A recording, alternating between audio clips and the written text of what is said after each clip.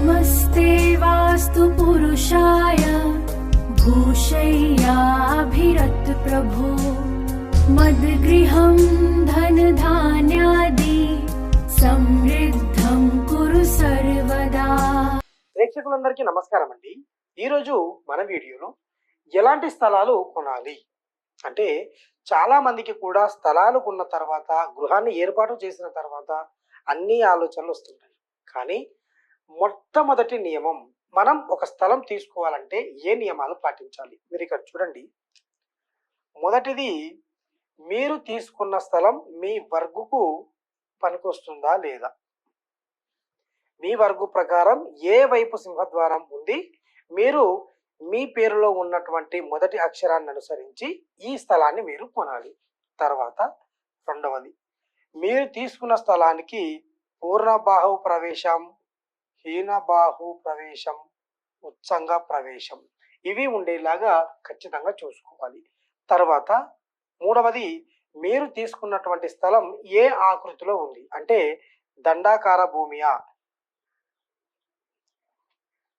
త్రికోణాకార భూమియా, విషమబాహు భూమియా, ఇలా రకరకాలుగా మన ఛానల్లో ఆల్రెడీ వీడియో ఉంది, మీరు చూడండి. తర్వాత నాలుగవది, మీరు తీసుకున్న స్థలం మీకు యోగిస్తుందా లేదా.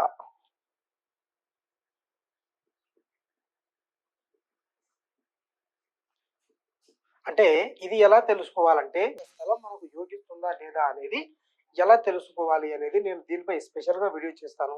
ఎందుకంటే మీకు ఇవన్నీ ఒకే వీడియోలో చెప్తే కన్ఫ్యూజ్ అవుతారు కాబట్టి ఇది ఒక్కటి స్పెషల్గా వీడియో చేస్తాను. ఇలాంటివి అనేక రకాలుగా మీకు ఈ స్థలం పనికొస్తుందా లేదా అనేది చూసుకోవాలి. అంటే మొదటిది వర్గు. మీ వర్గు ఉదాహరణలో పడమరలో ఉందనుకుందాం. మీ వర్గు పడమరలో ఉంది. మీకు ఈస్ట్ ఫేసింగ్ అంటే ఇష్టం. ఈస్ట్ ఫేసింగ్ తూర్పులో రోడ్డు ఉన్నటువంటి ప్లాట్ అనేది తీసుకున్నారు. ఈ ప్లాటు మీ వర్గును అనుసరించి మీరు గృహాన్ని ఏర్పాటు చేయాలంటే ఎలా? ఒకవేళ మీ వర్గు పడమరలో పావర్గులో ఉన్నట్టయితే మీరు ఖచ్చితంగా సింహద్వారం అనేది పడమరలోనే ఏర్పాటు చేయాలి. మరి మీరు తీసుకున్నటువంటిది తూర్పు ఫేసింగ్ ఇల్లు, అప్పుడు ఏమవుతుంది, ఆటోమేటిక్గా వాయువ్యంలో గేట్ అనేది పెట్టుకొని ఇదంతా పార్కింగ్ చేసుకొని ఈస్ట్లో మెయిన్ డోర్ అనేది పెట్టుకుంటారు. ఇది 100% తప్పు.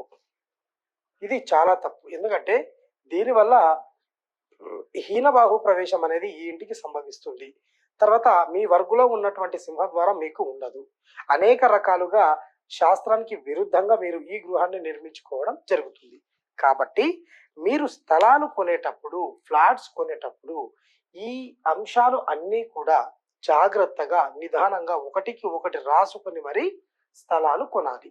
అంతే తప్ప మీకు ఒక ఫ్లాట్ తక్కువ వచ్చిందనో, లేకుంటే ఈజీగా దొరుకుతుందనో, లేకుంటే తక్కువ రేట్లో వస్తుందనో, లేకుంటే తెలిసిన వాళ్ళు ఇచ్చారనో, ఎలాంటి కారణాలైనా కానివ్వండి, ఈ శాస్త్ర నియమాలన్నీ కూడా మీకు అవగాహన చేసుకొని, ఒకవేళ లేదు సార్ మాకు అంత అర్థం కాలేదు, మాకు అంత ఓపిక లేదు అంటే మీకు దగ్గరలో ఉన్నటువంటి వాస్తు శాస్త్ర నిపుణులు ఎవరైనా ఉంటే, మేము ఫలానా స్థలాన్ని తీసుకోవాలనుకుంటున్నాము, లేకుంటే ఫలానా ప్లాట్ తీసుకోవాలనుకుంటున్నాము, ఇది యోగిస్తుందా లేదా, ఇది సరైన విధంగా ఉందా లేదా అనేది క్రాస్ చెక్ చేసుకుని మీరు అవి తీసుకోండి. ఒకసారి స్థలం తీసుకున్న తర్వాత, ఒకసారి ఇల్లు కట్టిన తర్వాత ఇవన్నీ మార్పులు జరుపులు చేయాలంటే తొందరగా అయ్యే పని కాదు. కాబట్టి మీరు స్థలాలు తీసుకునేటప్పుడు ఇవన్నీ కూడా, నేను 1, 2, 3, 4 మాత్రమే సరే, ఇంకా చాలా ఉన్నాయి, ఇవన్నీ కూడా మీరు పాటించి స్థలాన్ని కొనాలి. స్థలం కొన్న తర్వాత మీరు ఎంత ఆలోచన చేసినా కూడా వ్యర్థమే. కాబట్టి ఈ నియమాలన్నీ కూడా మీరు పాటించండి, ఆలోచించండి, ఆలోచన చేసుకొని ఒక స్థలాన్ని మీరు తీసుకునే ప్రయత్నం చేయండి. మరొక వీడియోతో మళ్ళీ కలుద్దాం.